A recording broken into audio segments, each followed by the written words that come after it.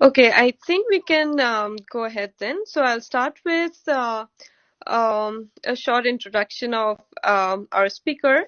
And so today I'm really, really happy to announce that we have Pratna Majumdar with us today. And on behalf of I welcome you to this session here. And we are all looking forward to it. So Pratna is a founder of the Dutch sustainable lifestyle brand Zuko, and I'll give a little more information about her before I let her take over for her talk. So she is also a part-time PhD candidate in design from IIT Guwahati. She was born and brought up in Guwahati. She did her schooling from St. Mary's in Guwahati and then joined Cotton College before she joined IIT Guwahati in the mechanical engineering program. And after graduation, she went to Stanford to do a master's in aerospace and aeronautics. And then she worked at Apple Inc. for 2.5 years.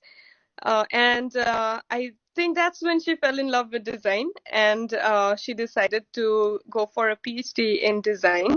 And she had joined the Technische Universiteit Delft in Netherlands. And that's when she met her co-founder, right? Lars Hogewerf. And then Pratna decided to move her PhD to IIT Guwahati and now continuing her PhD from IIT Guwahati. And, I can see from her bio that she is the best person to, give us like an experience talk about all the different aspects she has, encountered and different things she has done. And it's like, she'll have a lot of things to talk about, a lot of different, angles. And but for today's talk, the title of the talk is How to Design a Brand, Start a Global Company, and Decide When to Go for Investments. And yeah, I'm really, like, personally, I'm really looking forward to this. And I will. I'll let Pratna take over, and I'll probably intervene if there is a question that if someone asks or anything like that. So, Pratna, you can, I'll let you take over from here. Thank you, Pamir, for such a nice introduction. And I want to say hello to everyone and thank you for coming on a weekend to attend a talk like this. The talk today is about how to start a company, design a brand, and go global. And I really hope that I am able to deliver a good talk that feels worth the time on a weekend. First, I'm going to introduce myself shortly. Pamir has already done it. So as she mentioned that I am the founder at a sustainability lifestyle brand called Zuko. In Zuko, I look over marketing, design, and product strategy. I am also a part-time PhD candidate, and my research focuses on design for emerging economies like India, China, Bangladesh, and South Africa. The organizers of this talk said that it would be nice if I discuss a bit about my background and how I arrived at this point from where I came from. Like she said, I was born and brought up in Guwahati. I went to Stanford, saw the whole startup world in Silicon Valley, got really fascinated. And then I worked at Apple, which is basically famous for its good design, or where you really get a lot of exposure to good design. That's when I decided that I want to explore design. But being from an engineering background, you don't have sufficient wholesome view to be a designer. And to get that, I wanted to be a PhD in design. I moved to Holland and started a PhD program. But I cannot always say, or it will be lying if I say that my career was always a cakewalk. There were glitches, and one of them happened in my PhD, which is very common for all PhDs around the world to have a problem. So I decided to move my PhD to India and at the same time do something that I'm really passionate about, which is start a company. So I restarted my PhD in India and then also started the company Zuko in 2019 end. In this talk, okay, so here's one thing. It will be a big injustice if I talk about Zuko without mentioning my co-founder, Lars Hogewerf. He is a serial entrepreneur. He is an architect. He's a very good best friend of mine, and he's a backbone of our company. And he specifically said that I should mention his name. So here's him, and that's us in Munich enjoying before we started our company, of course. All right. So the topic of this discussion is going to be how to start or design a brand and make the company go global with minimum investments possible. Now, I'm going to discuss each point in a piecemeal manner, and if you have any questions, there's, as Pamir mentioned, there's a Q&A session at the end where you can ask your questions and I'll be happy to answer them. Doesn't even have to be in the scope of this talk. You can ask anything about my company, my research, or even myself. I'll be happy to answer. So to start with the first part, designing a brand. So when you first start a company or you want to start a brand, there are three questions that you need to ask. What do I want to make and sell? Who do I want to sell to? And what story am I going to tell to people? The first question, what do I want to make and sell? This is the identity question of yourself as the founder. Basically, what do I want to do the rest of my life? Or not, maybe not the rest of your life, but a significant part of your life. What are you so passionate about that you are going to spend sleepless nights and days working day and night? So what is it that keeps you ticking? You really need to sit back and think what makes you passionate enough. So when I started my brand in 2019, I took a step back and started first, like, what is it that makes me tick? What am I so passionate about? First of all, I'm really passionate about material experimentation. I am in general a very experimental sort of person. I really like breaking and making stuff. I especially love experimenting with materials and coming up with new materials and stuff. Then I'm really passionate about sustainability, and my research as a whole revolves around sustainability. So that's a really big cause for me that I really am concerned about. And third thing, I'm really a lifestyle and well-being kind of person. Especially I worked at Apple, which is a big lifestyle company more than a tech company. So these are three things that I came up that I'm really passionate about, that areas where I want to work. So from here on, I'm going to make my brand identity. So this is what I want to do. These are things that make me passionate. So what is my brand going to be about, basically? So of course, my brand has to be a sustainable lifestyle brand because I'm passionate about sustainability and lifestyle brands. My brand is going to have factory-made products with clean materials. But at the same time, it's also going to experiment with new eco materials because I really love material exploration. My brand is going to replace plastics. My brand is going to make eco materials into consumer goods and everyday goods so that people don't feel the need for plastics anymore. And I'm going to work with craftsmen in Northeast India. And now I'm not specific to Northeast India, but logistically it's more convenient for me to be in Northeast because I'm based out of here. But I really love working with craftsmen. If you notice, craftsmen work a lot with eco materials from their environment. But you will also notice that they don't really experiment with the materials. They just use it how it has been used for generations and generations. Now, I had a really big fascination towards those materials, and I wanted to see how we can tinker and change it, make new materials, make new craft identities. So this was going to be our brand identity. Having answered the question, what we are going to make and sell, the next question is, who do I want to sell to? Now, who is going to be my target audience, or who is going to be my target buyer?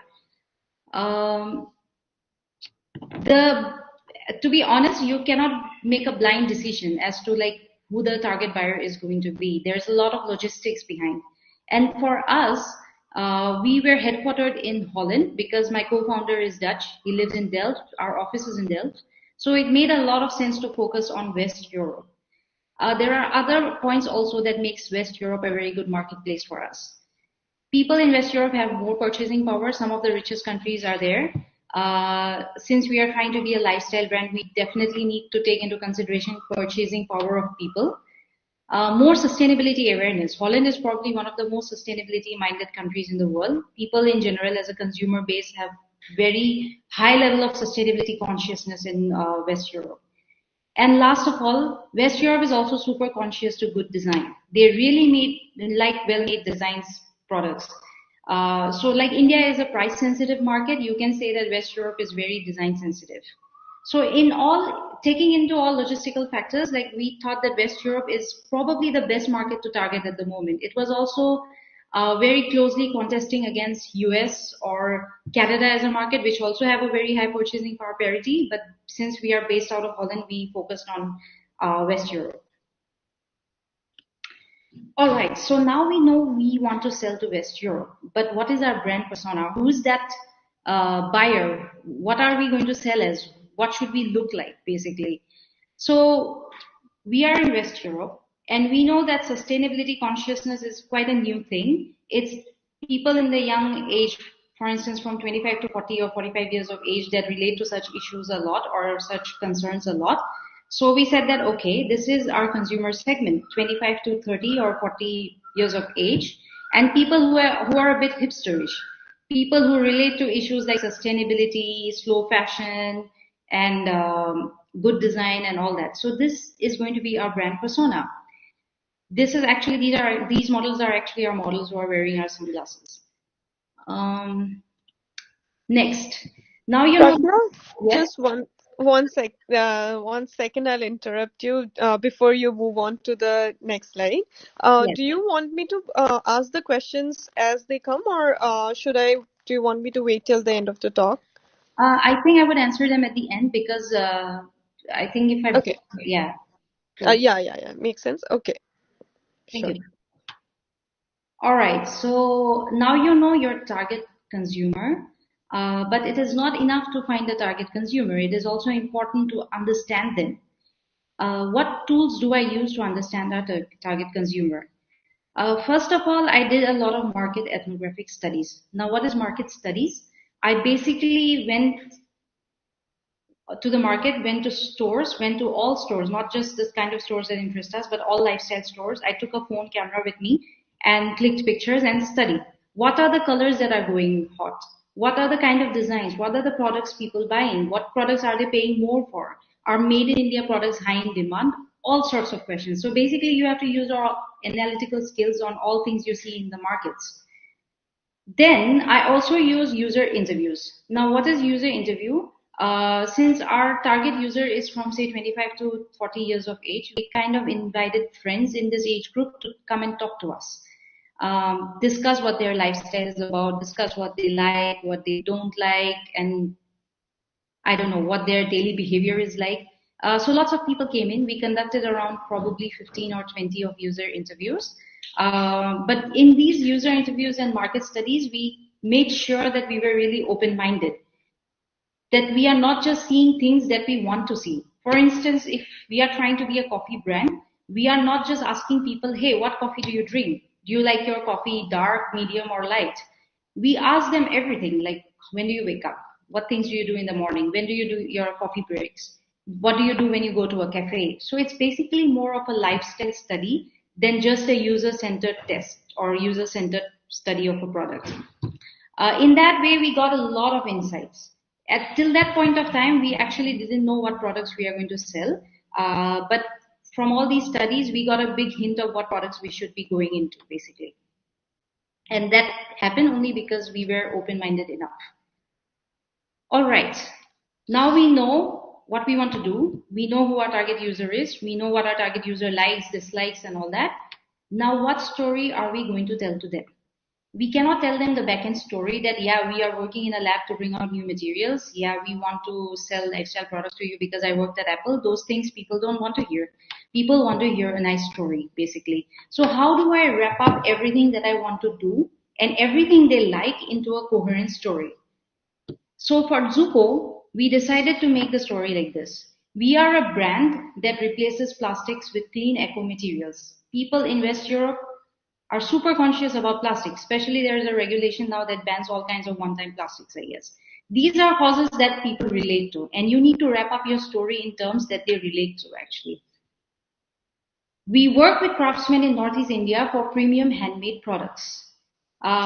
We skip the part where we say that we work with material exploration and stuff, but we rather say that we make really high quality products, made in India products for you. That's also because made in India products, handmade products are super high demand in the West.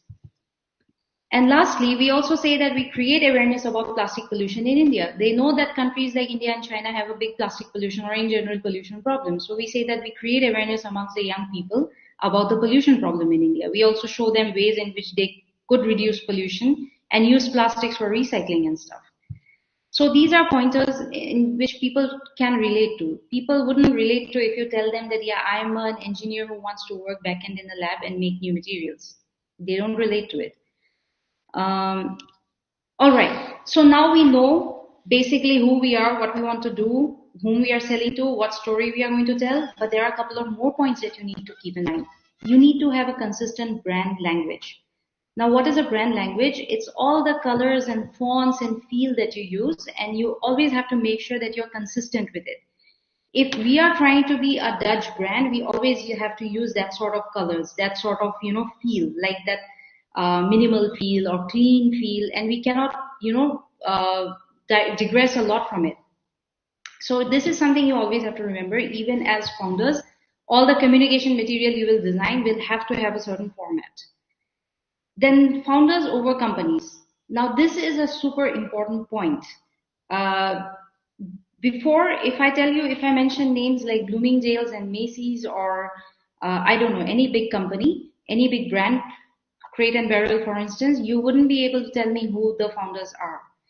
But those days are history now. Nowadays, brands are known by the founders. Say I tell you PayPal, Tesla, SpaceX, what is the connection? You immediately know Elon Musk is the connection. Elon Musk is individually more famous than all these three things together. So tomorrow Elon Musk starts a company, nobody is going to bother about the company that much, but they are going to be more fascinated that Elon Musk is opening it. So you have to always keep in mind when you open a company nowadays that you as your founder also need your branding. You need to be visible in different platforms. You need to have community with your people. You need to express your views and opinions in a way that helps you build your brand. This is a really new thing. I'll be happy to answer questions at the end, like I mentioned, but we'll move on. All right. So now you have designed your brand. You know what story you are telling. You have also branded yourself as a founder. Now you started business, you're selling, you want to grow. You want to become a global company. And by global company, I don't mean that your products are reaching every corner of the world, like in, I don't know, Russia or South Africa or everywhere. Basically, if you expand beyond your geographical borders and go into new and new markets, that's basically what I mean by becoming global slowly. Typically, marketing theory would tell you to not go into a new market unless you have really exploited one market. For instance, say Nirma. Nirma makes soaps. Nirma is making a new neem soap, and now it tries to market it in Kerala, in South India. What Nirma should ideally be doing is to beat the shit out of Kerala before going into Karnataka or Tamil Nadu. That's what marketing knowledge basically tells us. But what happens is that in a startup, you can't really stick to the rule book. You have to do things that are opportunistic and quite contextual, on the go. You have to make decisions on the go that brings you money.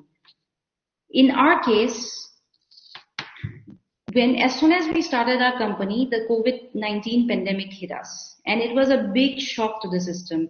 Not just our sales were like this, it would take off and fall, take off and fall. It was annoying as hell because we couldn't plan anything. Our supply chains were disrupted, and then we would hire people and have to fire them. It was quite annoying. But fortunately, what we noticed was that the COVID-19 curves in different parts of the world were out of phase, like 180-degree out of phase. So if you notice how COVID-19 waves came in Europe and India, they were like out of phase by 180 degrees. So when COVID-19 would rise in Europe, India would see a trough. When COVID-19 would fall in Europe, India would see a rise. So we had to digress a bit from the marketing knowledge we had, and we decided that, okay, we are going to start sales in two markets, though it's counterintuitive to what marketing will tell us. We decided to do it in India and Europe. So when India sales take off, Europe sales fall. When Europe sales take off, India sales fall. On an average, we are a bit more or less stable. The point of showing this point is because I want to show that as founders in a company, you probably a lot of the times you have to think out of the box. You cannot think in what the textbook is teaching you or what other people have done. You have to do things that is completely contextual to your company and to your needs. So you have to be your own textbook of some sort. All right. So now you have decided that you want to expand beyond your geographical borders.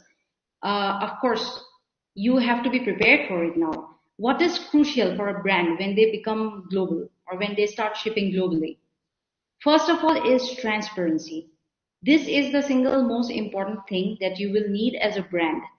A brand and trust. These two words are just like, I don't know, like bread and butter. They go hand in hand.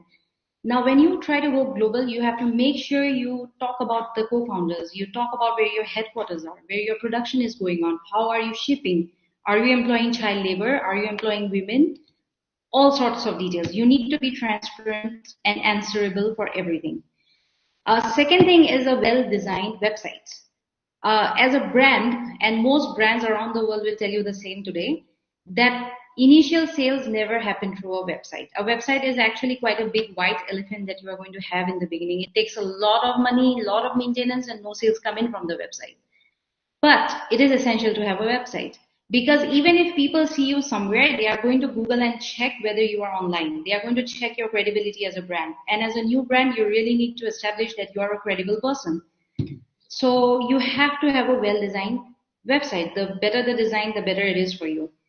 Good user interface and user experience. Your website should not give any kind of problem to the user. There should be seamless navigation. Navigation should be easy. Figuring out everything should be easy. Checkout should be easy. Checkout should have minimum steps. All those things. Crisp product descriptions and highlighting the USPs. You need to talk about your products. You need to talk about in a very nice and crisp manner. People are not going to invest a lot of time reading about your products. You need to capture their attention probably within 5 seconds. You also need to highlight your USPs. For instance, we have a lot of sunglasses at the moment. We need to highlight in very quick steps that they are UV protecting, they are natural fiber made, they are lightweight, they are sweat resistant, they are very high performance, everything. So make sure that you talk about your USPs of all the products. Secure payment system.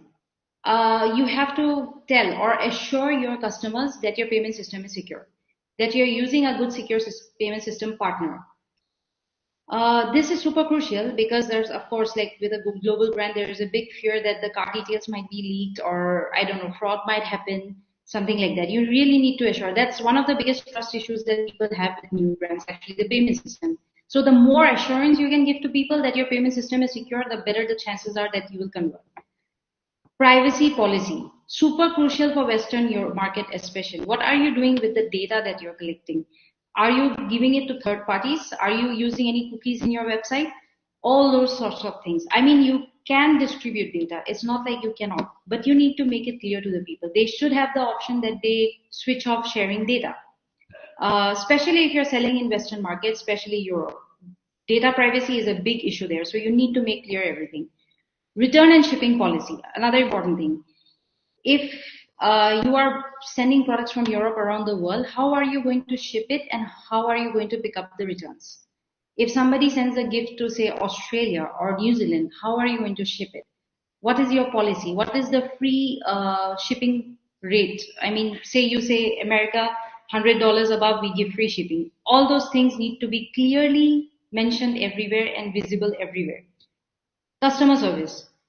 You need to give good customer service, of course, returns, processing returns and everything. You need to answer all their questions. They might ask really stupid questions that also you will have to answer. You have to be there as a face. And lastly, the team. This is the super crucial thing about going global. Is your team able to handle a global scale operations? Is your team competent enough to answer questions globally? Is your team able to manufacture or produce marketing material for a global level audience? If your team is not equipped enough, then probably you need to hire somebody who is, or probably you need to train your team to be equipped enough in different aspects. All right. Now that you have made the decision, you have also fixed your website, you have fixed your team, you have hired the right people, now you're all set to go global. What things do you need to think technically? First of all is your inventory. Where is your inventory going to be located? Today, in this modern day, one of the biggest needs for people is that same day delivery probably. It's also made more competitive by things like Amazon Prime. Your stuff needs to be delivered within 2 days max, probably. I don't know. You need to be clear when it's going to be delivered. So you need to pick a location for your inventory from which fast shipping can happen. In our case, we have two inventories globally. We have one in Holland and we have one in India. Now, the Holland inventory ships to all global orders. Even if there is an order from, say, Singapore or Hong Kong, which is super close to India, we ship it from Holland. Now, there's a reason behind it. In India, for everything you export, you need to do a lot of paperwork and you need to submit a fine or a fee, not fine, sorry, fee to the bank. We want to escape all that paperwork, so we easily ship it from Holland. Our India inventory, on the other hand, does all the fulfillment for Indian orders. So we basically strategically put our inventory in two places. Then you need to think about your supply chain. Is your supplier going to directly ship to the inventory? Is your supplier going to directly ship to a B2B customer? Say a big B2B customer places a humongous order. Do you want to receive it and ship it, or do you want the supplier to directly ship it? So you need to do all those calculations and optimizations. You need to pick up the fastest route. You need to pick up the cheapest route. You need to pick up the safest route. There might also be limitations. For instance, right now there's a war going on in Ukraine. So a lot of train connections from, say, Southeast Asia to Europe, which goes through Kazakhstan and Ukraine, are disrupted. So at the moment, we have to say that, okay, we're going to take the sea route and get our products shipped at Greece, probably a Greek port. So you need to rethink your supply chain. Say you are sending handmade products from India. Exporting from India is a big hassle. So how do I make a bulk and send it at one go? You have to strategize in that way. Shipping and packaging, big concern. Who are going to be your shipping partners? Say for us, for global shipping, we partner with PostNL and DPD, who are really reliable partners, by the way. And for India, we partner with India Post and DTDC and Delivery, I guess, and even eCart for Flipkart. So definitely reliability is a big factor. Also, you have to see that your delivery partner basically is reachable by the customers. Say delivery has to be rescheduled and all that, then customers don't have problems connecting with the delivery guy and all that. Those are really, we got such feedback from customers that I was not able to reach the delivery guy. So you want to make sure you have a responsible delivery partner. Also, the delivery partner should be able to pick up stuff back in case there's a refund or return policy. In our case with India Post, we have this big problem. We have India Post because India Post is the only delivery partner that delivers to all disturbed areas in India, like Imphal or Nagaland or Kashmir or somewhere. But they don't have a return and picking policy. So in case somebody wants to return from Kashmir, we don't know how to do it yet. Packaging. For us, we are plastic-free packaging. It's very easy to do it with PostNL and DPD from Europe and ship it all over the world. But within India, we have a lot of manhandling. So we have to make our packages waterproof, shock resistant, because we have also seen cases where our products were damaged during transit. To make a product or a parcel waterproof without using plastic packaging is super difficult. And we have to do it in India. So you need to figure out your packaging details also. You might need to put in other packaging stuff like booklets, pamphlets, or postcards or stuff to make your customers happy, to give them a good unboxing experience, basically. You also need to make sure that your package looks pretty at some point. So packaging design is a big concern for companies. Though packaging looks like the most dispensable part of your product, packaging design is actually a big part for companies. Customer service. You are going to have to provide customer service all around the world. Somebody from America asks you questions, wants you to process a return, you have to do it. Since you are now shipping globally, are you equipped enough for that? You need to be prepared for that. Marketing and advertisement. This is a very interesting point that I wanted to discuss, and probably we'll also have a lot of discussion on it. So for all different markets, what they relate to is very different. What American markets relate to is very different than what Indian market or European market relates to. So your whole marketing and advertisement campaign has to be country specific. And it takes a lot of resources and money from companies to do that, but it's unavoidable. You just have to do it. In our case, for instance, when we first opened Zuko, of course, we could not afford models and stuff. So we had a lot of freelancer Indian models do it for us for free. But what we noticed is that people in Europe did not relate to the Indian models. They liked the website, they liked the models, but they just didn't feel confident that something that an Indian model is wearing will look good on me. So we had to again include European models. Similar goes for advertisement.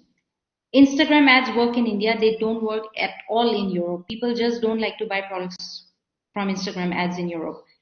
Also for India, we notice that word of mouth operates more. Indian people in general are more talkative, share more. Oh, these sunglasses I'm wearing, they're really nice and comfy. You can also buy it. That sort of, you know. And Indians are also easily influenceable. So our whole marketing strategy has to be different in India. Versus in the West, what we notice is that people don't talk that much about products. But if you go on their e-com platforms and place advertisements for your products, that works better.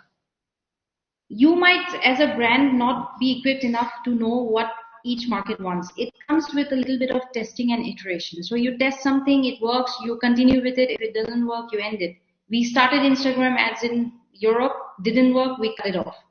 We started Flipkart ads in India, working well, we are promoting it. So it's a bit of a testing and iteration program. Um, Also, in your marketing, you have to understand that cross-culturally people have different behavior. What we noticed is that in Europe, people are more store buyers. They like to go to cafes, sit in the sun, go to a boutique store and buy stuff. So we have to be in stores in Europe. Versus in India, what we notice is that they like to buy from Flipkart and Amazon a lot. So we have to be in Flipkart and Amazon. So our marketing channel also kind of differs a bit from country to country. Now this year we are planning to go to US. We will have a whole different marketing channels and advertisement program for US. Say we might see that US is more Amazon buying, so we might focus on Amazon Prime there. Then your product mix. Different demographics want different kind of products. Say in India, the hottest products are lunch boxes and water bottles. People really want us to upgrade and bring 1 liter water bottles because it's super hot here and people like to drink more. In Europe, we see that handmade products sell more. In India, sunglasses sell more because it's a sunny country. So you will have to differentiate your product mixes in different countries. In your inventory, you have to put preferentially those products that sell more. You can make some anticipations. I mean, it's easy to anticipate that in India, sunglasses will sell more. It's quite sunny outside. Also, it's easy to anticipate that the handmade soles, which are super expensive and premium, might sell more in UK, Germany, and France, where people have consciousness of those kind of products. So you can have some anticipation, but at the same time, it's not so easy to predict. That's why companies invest so much in demand and supply estimation. There are things that you will also learn as you go. You put the product, it's performing well, you just increase inventory. If it's not performing well, decreases inventory. That's it. So there's also a little bit of iteration and testing over there. All right, now that you have decided to go global, you have prepared everything, you have your delivery partners and everybody in place, how do you decrease your investments? First of all is focus on the marketing channel. Pick out the cheapest channels. Now for us in Europe, for instance, it is better if we go in stores. But we opened in 2019 when travel was banned between India and Europe. I couldn't be in Europe pitching from store to store, talking to managers that please put our products on your shelves. So we had to pick up a cheaper channel. We picked up Bol.com, which is a super hot e-com platform in Europe. And our products sell the most through Bol.com right now. Though it's not the most ideal channel, we had to pick it because it was the cheapest channel at the moment. Fastest pickup marketing channel. Some channels pick up faster than other channels. For new brands, you will always notice that e-commerce platforms like Amazon, Etsy, Flipkart, these pick up way faster than your website or even your stores program. Stores come in later, I guess. So you want to focus more in the beginning, you want to pump more energy into those platforms. Make sure that before investing a lot on your website and all, you have put all your products online in different e-com platforms because they are going to pick up faster. Not necessarily that they are going to be the most profitable in the long run because every e-com platform will charge a big commission in between. So in the long run, you need to invest in your website where there is no commission in between. So you need to do a lot of organic marketing and search engine optimization to actually divert traffic from e-commerce platforms and stores into your website. So that's a long-term strategy. But in the short-term strategy, focus on things that will pick up really fast. Easiest customer acquisition. Different markets have different customer acquisition rates. Now, India is a humongous market, as you as we all know, size is about, I don't know, 1.37 billion or something. US is a comparatively way smaller market. Population is only 300 billion. But the thing about US is that customer acquisition in US is easily 5 times easier than the Indian market. And you might as well focus on a market where customer acquisition costs you way less than a market where it will cost you way more. Maybe in the long run, India will be way more profitable, but just that setting the foot in India and taking off is harder. So you might want to focus on a market where it's easier for you to set foot. Product mix and inventory management. Of course, these are things that you have to look into. As I said, you can always design your product mix in a way that initial investments are lower. Focus on products that need lesser investment, are hotter, do not have long shelf lives.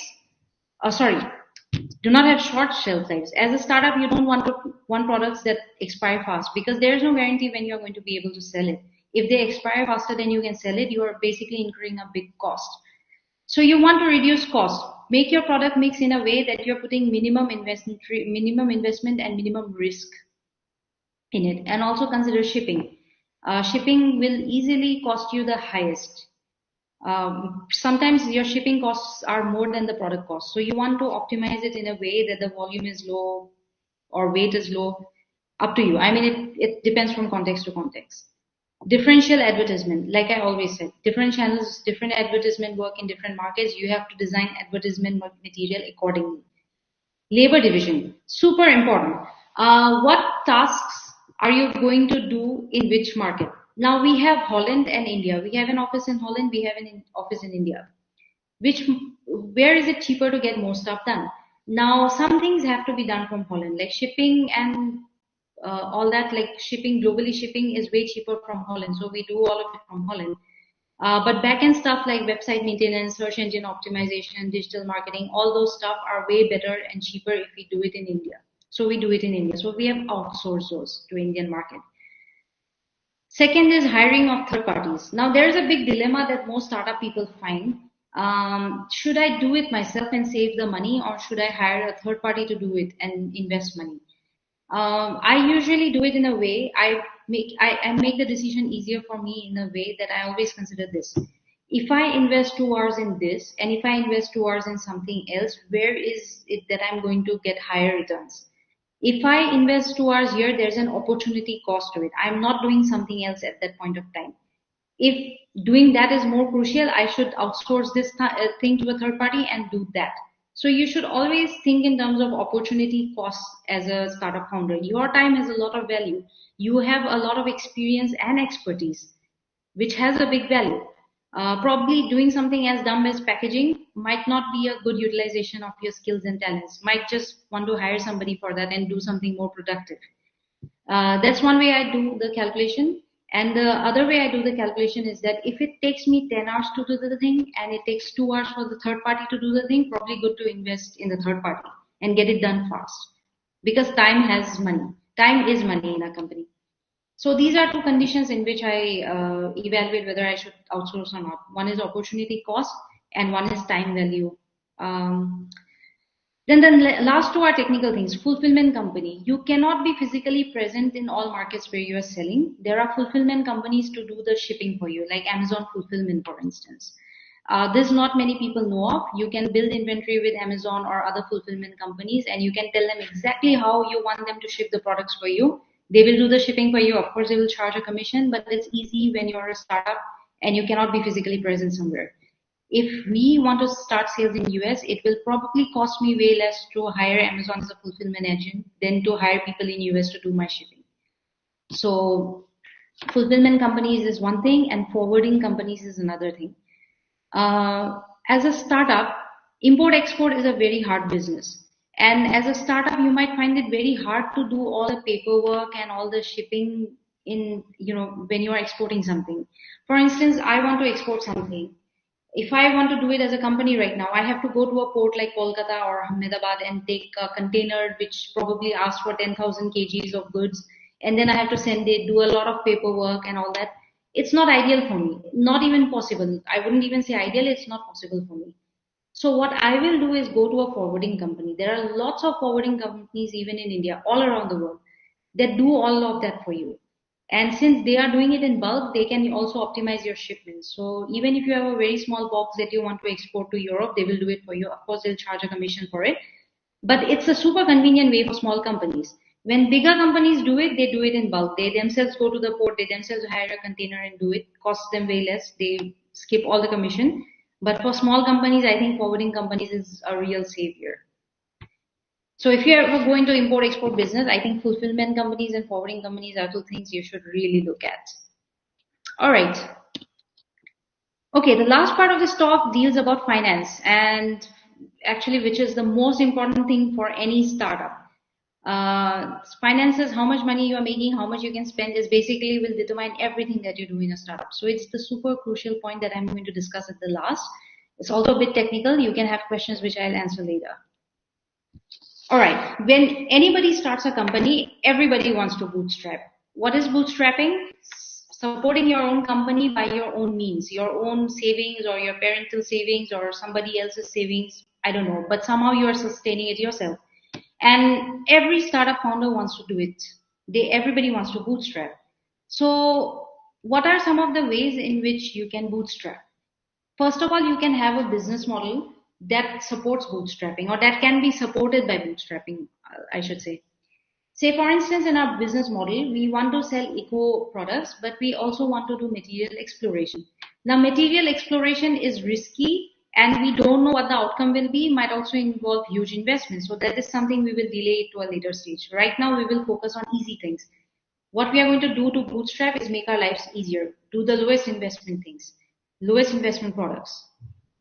Put all the risky stuff for later stage. Not be idealistic and do dream stuff right now.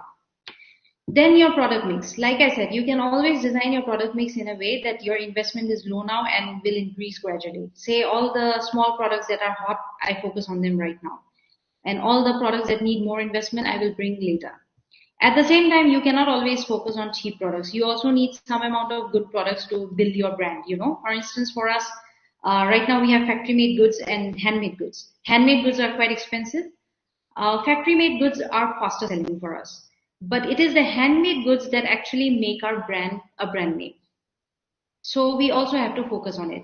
So when you are trying to build a brand, you cannot just always focus on the cheapest things, but you have to calculate it in a way that it helps you build a brand. Then your own strategy.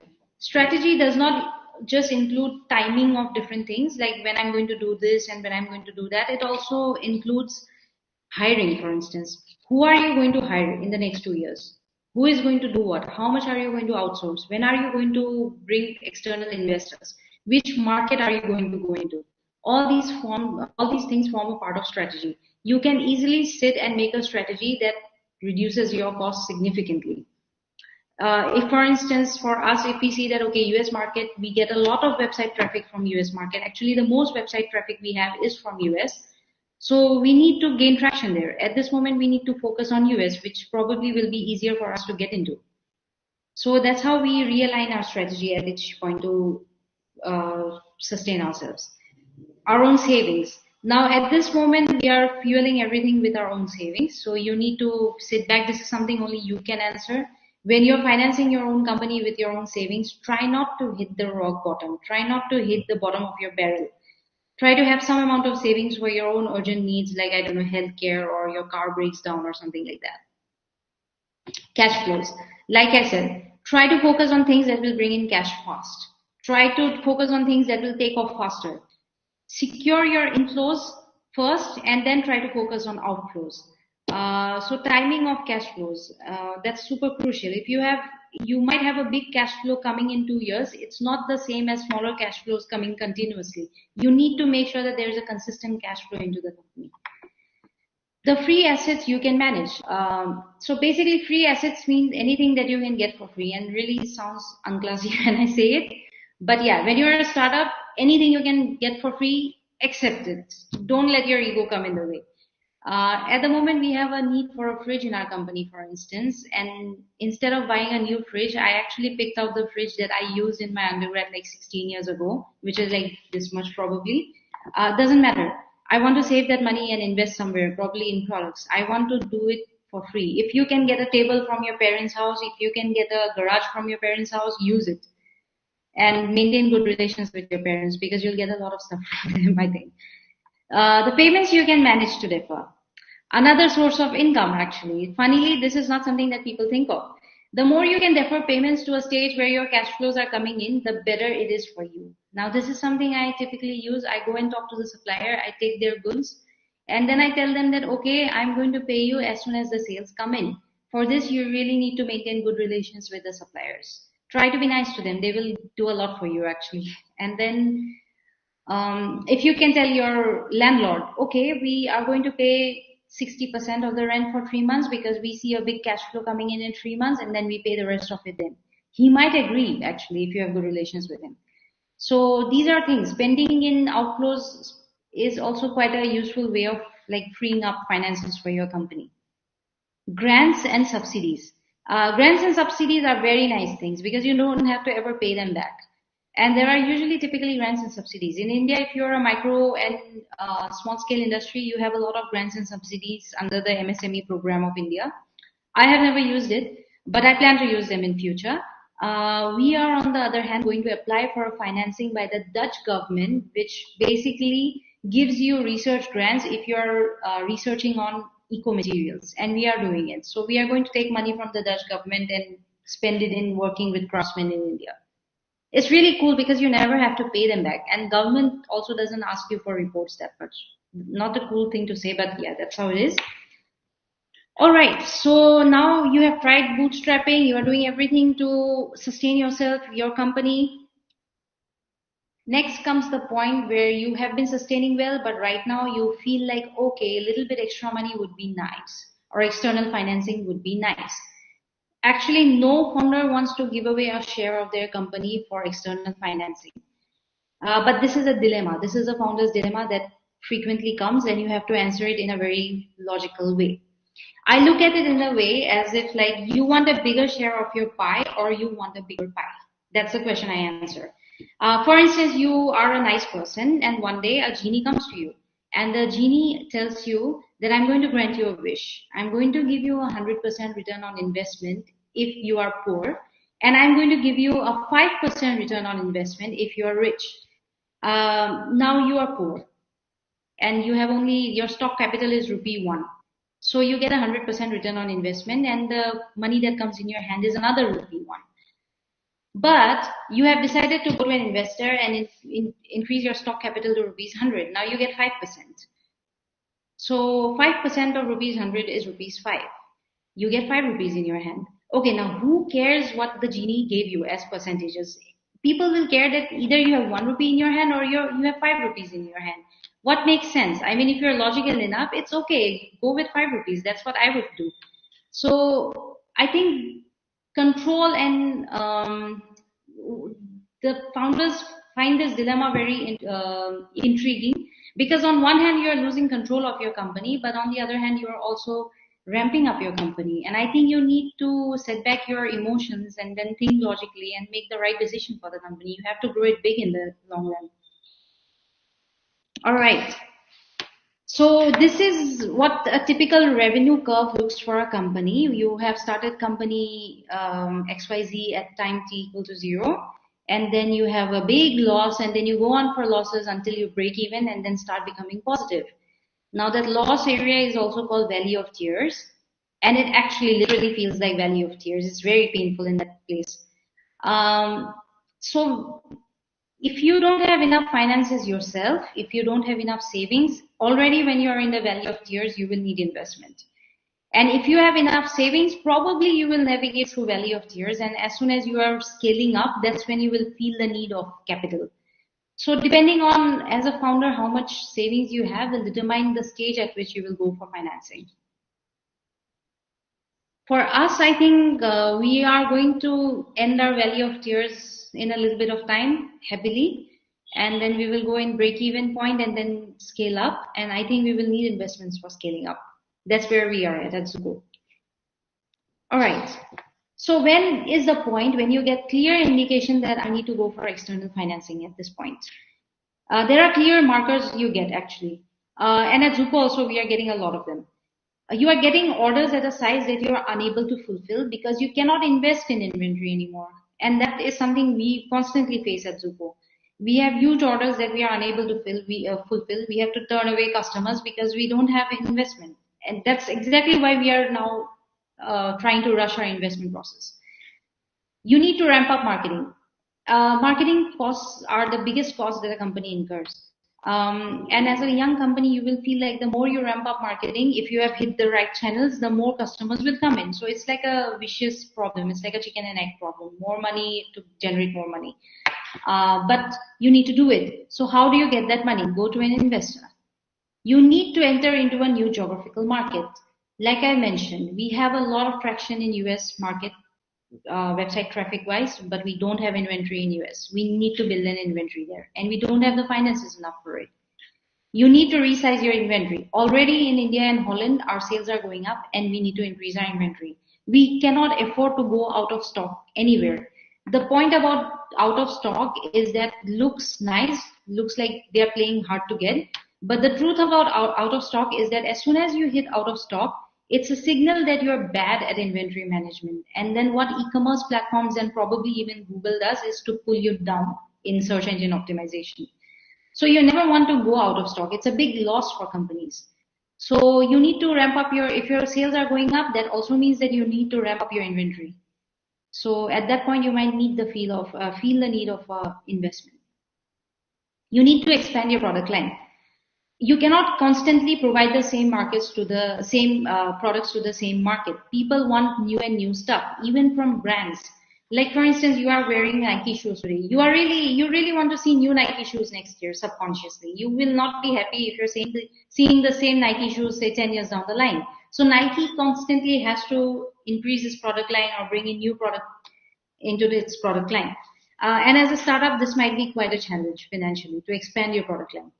And that's a point where you really need to think about external financing. You need money for experimental work. Experimental work is risky. There might be no outcome from it. So it's quite a risky venture, and you might not want to put in your own savings in experimental work. You can go and talk to financiers that listen, my background is engineering. I think I can do amazing work in the lab. I can turn out new materials. Are you willing to invest this much? And you'll be surprised. There'll be people who are willing to invest. So external financing, what are the sources? You have got the clear markers that you need to go to an external guy now. Who are the people you should turn to? So there's a clear pecking order in which you should go down. First is FFF. Friends, family, and fools. Always go to these people first because they will give you the friendliest of repayment terms. And as a startup, you really want that. Talk to your friends. Are you willing to lend me some money? I'm going to pay you in a year or something like that. Or your family. They might even give you grants. Like, okay, you have been a really nice child. I'm going to give you, I don't know, this much amount of money for free. Take it. Don't say no. And then fools. Fools who will easily believe in you or have reason to believe in you. Make them believe in you and then invest in you. Now, you have exploited all these. You have exploited FFF. Go to angel investors. Who are angel investors? These are rich people.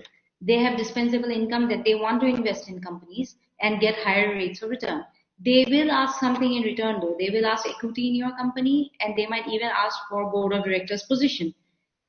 Negotiate with them. Negotiate and find a good spot for yourself. Then comes venture capital firms. In venture capital firms also, there are 3 different kinds. Early stage, mezzanine stage, and late stage. So if you're really early stage, you will have to go to an early stage investor. Or if you're really late stage, there might be other players who come in. Also with venture capital firms, they are area specific. For instance, we are a sustainable lifestyle brand, so we specifically have to look for venture capitalists who invest in that segment. They have expertise in that segment. Not necessarily that other venture capitalists might not be interested in you. There might be, for instance, a venture capital firm in London who invests only in fintech, but at the moment they are doing business expansion and want to go into sustainable businesses. So it is worthwhile to knock on every door. It is worthwhile to network heavily and find somebody who is giving you the friendliest of terms. Then comes banking. Banks typically loan to businesses that are a bit stable. As a startup, they find it really hard to invest because they are not guaranteed that the loan will be paid back. Typically, I think in India, they look for a business that's about 2 to 3 years old, or maybe 3 years old. After that, you can go for a bank loan. Good thing you never have to give them equity. You can just repay them and then get out. Uh, at a very later stage, private equity firms come in. As a startup, it's not super relevant. And if you are even bigger than that, then you can go for an initial public offering. Again, not really relevant in this horizon. All right. So this is typically, as I said, this is a revenue time curve. Typically in the valley of tears, you have angel investors who come and become angels and save you. As soon as you're out, there are probably venture capitalists who are willing to invest in you. But this gradation is not strict. You can also be in the net negative zone and have venture capital firm willing to invest in you if they see something in you. If they really see that you are a very awesome guy who will make this company super big and they know it, they have sensed it, they are going to put funds on you. And also at a later stage, you might still have angel investors who want to come in, who might give you really liberal terms of repayment and come in at a later stage. So though this discrimination is kind of like what people typically see, like angel investors come in the valley of tears and venture capital comes later, it's not strictly like that. Cool. So now you have decided that, okay, we have got all the markers. We are going to external investors. We are going to FFF. We are then going to angel investors, and then we are going to venture capitals. What do I need to do in preparation? This is the most important part, I think. Before you go to an investor, you need to fix your business model. This image here is a very simplistic business model. Here you have listed out everything. Who are your key partners in your business? What are your key activities? What products you are selling? Why should people buy your product? Who are your customers? Who are your suppliers? How much are you paying? How much are your outflows and inflows? But this is a really basic one. I think your business model is more likely to look like a booklet with different pages and different tables and stuff like that. In that business model, you also need to give your business vision and mission.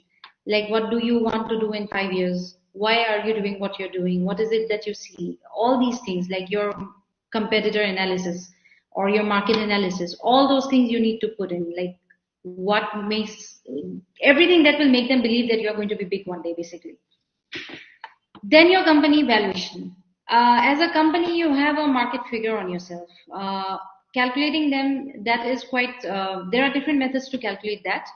Berkus method, First Chicago method, venture capital method, book value method. Of course, they are all mathematics. I'm not going to talk about it now. But you should know that there are different methods used in valuing companies. Now, why is it crucial that you do the right valuation? If you undervalue your company, your venture capital firm or your external financier is going to be super happy because they are going to grab a bigger share of your company for a smaller investment. But if you overvalue your company, then you are going to turn off a lot of external financiers because they are going to think like, yeah, this person doesn't even know how to value a company, is overvaluing what the person sees in his or her own company. So we are not going to invest. So it's very crucial that you do your valuation right and put the right figure on your company. Before you go to an investor, you should also remember that an investor does not just look at the business model and your valuation, but they also actively look at the team. And probably this is the most crucial part of the mix. Who are the co-founders? How competent are they? What is their education background? How networking are they? What is their interpersonal dynamics? Are the co-founders friends? Do they work well together? Do they complement each other skill-wise? All these things. They will see how individually you are capable. They will also see how as a team you are super capable. Do you need an extra co-founder? They might even say that, okay, we need an extra co-founder who has more business sense or more technical sense. You might have to get one then. They might also want to get rid of one of the co-founders. You never know. So the team is something that people don't talk about, but it is actually one of the most important things that venture capital firms look at. Now you have gone to a business investor and you have presented your business model, company valuation, and also you, when there is a team, and talk to them. What do you do after you go to an investor? After you go to an investor, there are two things that come into play. You have to make your term sheet. A term sheet is basically a sheet which basically enlists who is going to invest what, how is that payment terms going to be decided, how much share is going to them, how is the money going to be dispatched, how many board of directors position will go to them. all those technical details. I wouldn't discuss everything in detail here because term sheet itself is a big chapter, but I think it's enough to know that there's something called term sheet. Then there's also a shareholder agreement. Basically, these are agreements as to like, okay, in future, if we raise more financing, then what are your shares going to look like? How much voting right are you going to have? All those come in the shareholder agreement. Again, enough to know that it exists. You can figure out if you ever go to an investor, I think. All right, so I talked about all the three parts that we were going to discuss today, but I think any presentation on any startup is not enough without talking about the mistakes we make. Because honestly speaking, there's not really any rule book that you can follow when you're a startup. There's not any formula that will help you as a startup. Only your own mistakes will guide you. So your own book of mistakes is basically your own textbook. I just wanted to show kind of an evolutionary story for us. Beyond all glossy covers that we present, every brand has its own evolution story. And I just wanted to show how Funnily we evolved, basically. So before the pandemic, we were really aiming high. We wanted to be another brand, actually, Funnily, which is not even Zuko. It was called Vibeka. Vibeka was supposed to be a really high-end well-being brand that focuses only on new materials. But of course, the pandemic hit, and then we were financially really badly hit. Our survival came into question, and we had to be more pragmatic. For a brand like Vibeka, it might take ages to take off, and we didn't have that kind of financing and power to go on. So we decided to do something simpler. And I had the most brilliant idea, which in retrospect doesn't look that brilliant. I thought that, yeah, why not sell bamboo notebooks? So we decided, okay, we are going to sell bamboo notebooks and we are going to innovatively name it as Panda Note because you know how pandas eat bamboo leaves and then it's a notebook, so it's going to be a Panda Note. It was really one of the biggest, dumbest ideas that I have ever had. Then we kind of like, yeah, Panda Note sounds lame. We are probably going to drop that. We're going to think of a better name. And we kind of brainstormed and then we thought that, yeah, we live in Northeast, so let's just pick something really snazzy from Northeast, you know? And like, I still remember we were 4 people in the team and then we couldn't come up with a name. Then I was like, yeah, you know what? One of my British friends went to Zuko Valley and it's a really cool valley. Let's name it Zuko. That's how we named our products. That's how we named our brand. None of us had ever been to Zuko Valley.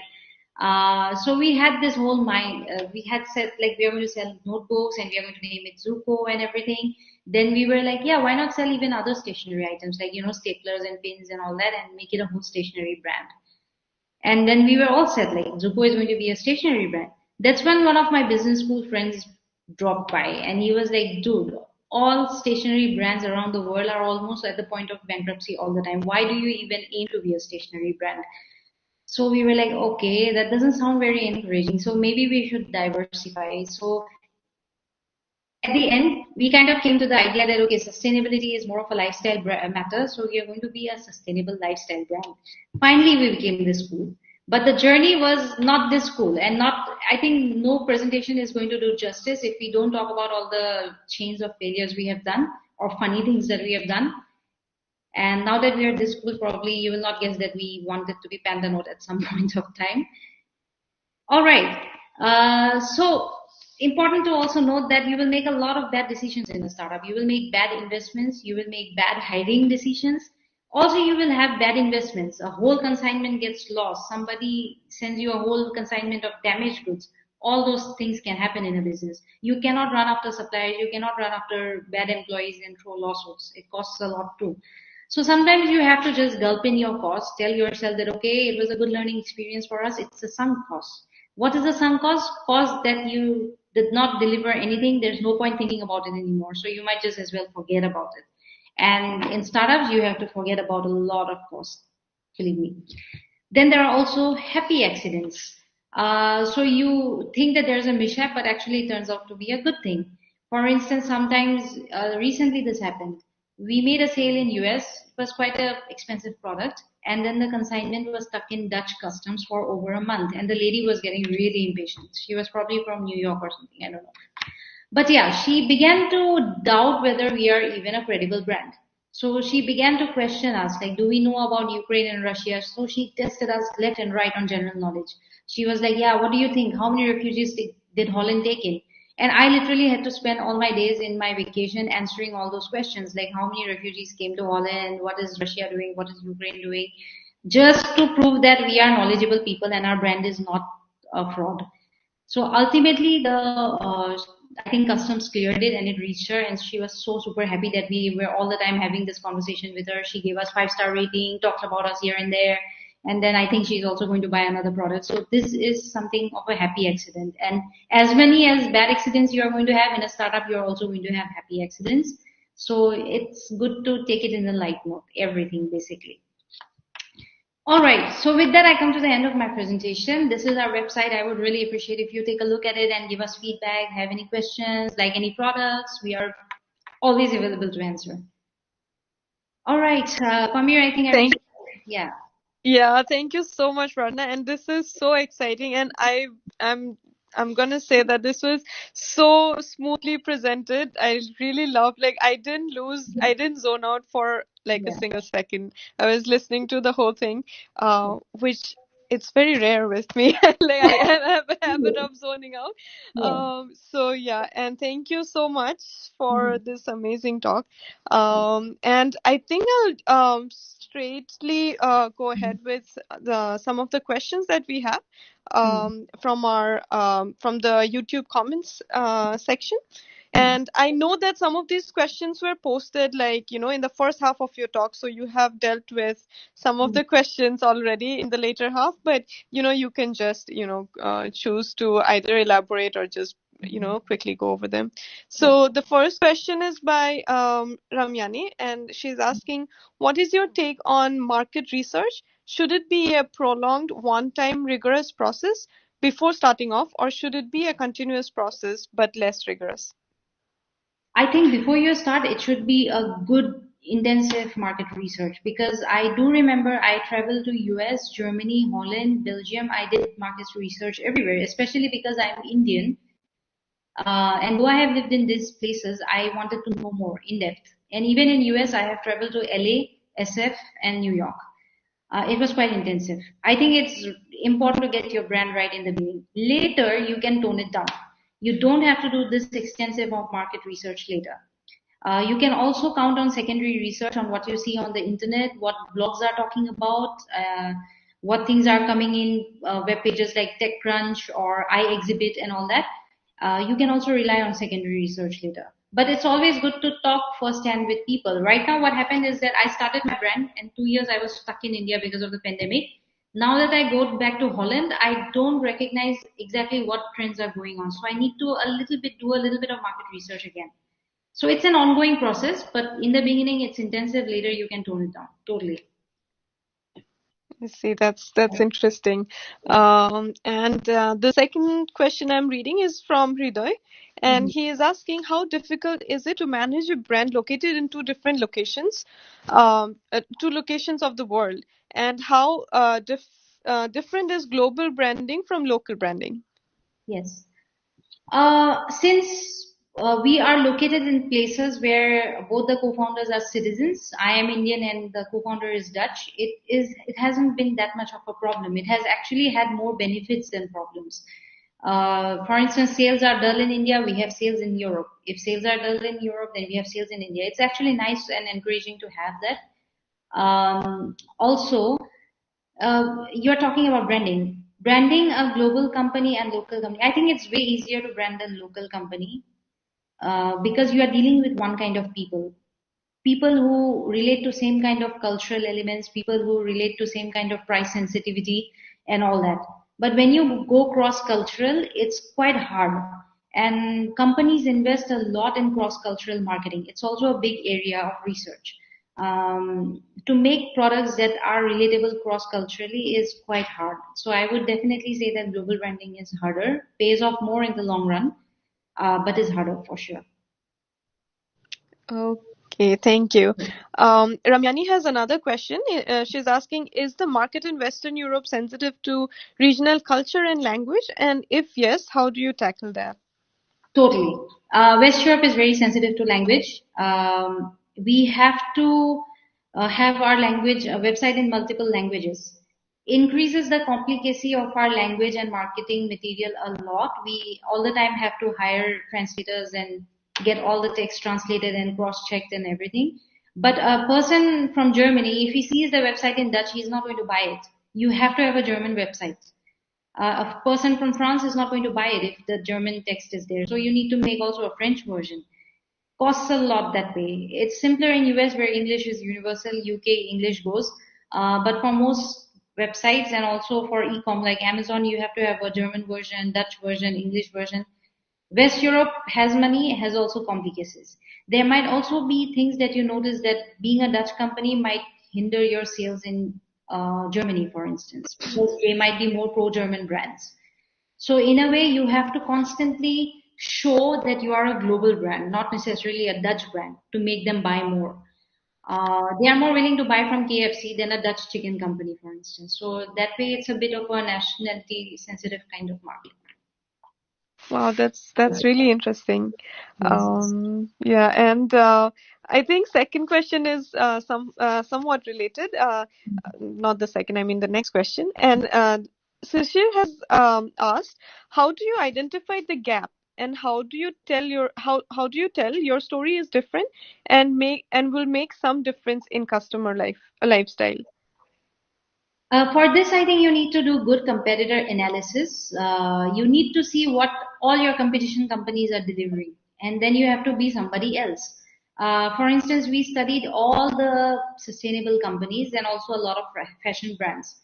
What we noticed is that either the sustainability companies had very low fashion component or the fashion companies had very low sustainability components. So what we wanted to carefully balance in our brand language is that we are a fashion sustainability sort of brand. So using our products is not just sustainable, but it's also a nice show.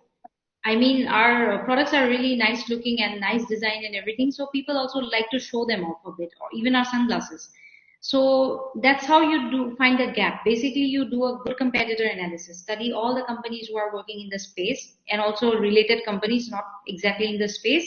And then you find out what character is missing in them and then try to be that character. For us, it worked.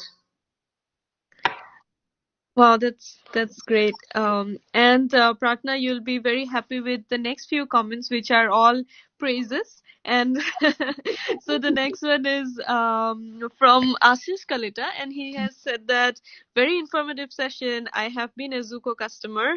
I was impressed with the hassle-free buying and payment platform, and the cooperation of the team in shipping my product to a remote location. Yes. So here is like, a really nice comment.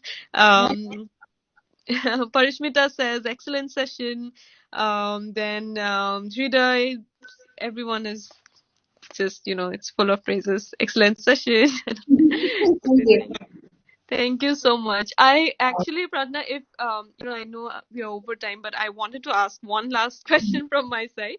Yes. Um, that is, I wanted to know if someone who does not really have a background in either design or marketing or something, but they identify a few aspects maybe to which gives them a motivation to start maybe a local brand, like a small scale brand. Um, is there any kind of formal short-term training that they can get, or how does it work? Like someone can't just go out and say, okay, today I've decided to start a company, and is there like any kind of formal training or courses? How does it work for a small scale brand? Actually, to be honest, like I never had any formal background or education in design. And even in a PhD, you are basically thrown, PhD work is basically research work. It's not learning about design. Exactly. Good thing is that in design itself is easier than engineering design. Engineering design, you really need background, like tolerance, materials, and dimensioning. I see. Yes. But design is easier in the way that it's more of most famous designers in the world are actually not designers by profession. They became designers out of passion. Right. Similarly with architects. So it's a very wholesome process. The more experience you have of the world around you, the better you are going to be as a designer. Not necessarily the more books in design you have or the more degrees in design you have that you're going to be a better designer. So I would say somebody who wants to make a local brand without a background in design is totally possible, because I also don't have a background in design. And Mm-hmm. all you have to keep in mind is that design is a very wholesome process. You have to look at it in a wholesome way. You have to look at it as society, history, everything, culture, everything, because that's the difference between design and engineering. Engineering looks at a problem, finds a solution. Design looks at a problem and then looks everywhere around and sees what is going to be a best solution. Right. So that whole looking everywhere around, anybody can have. Right. It's not per se that only a designer has that mindset to look everywhere around. Actually, funnily, like I said, most famous designers are actually engineers by profession, or maybe something else. Mm-hmm. Yeah. That makes a lot of sense. Yes. And yeah, thank you so much then. If anyone else has any question, please post it in the comments, or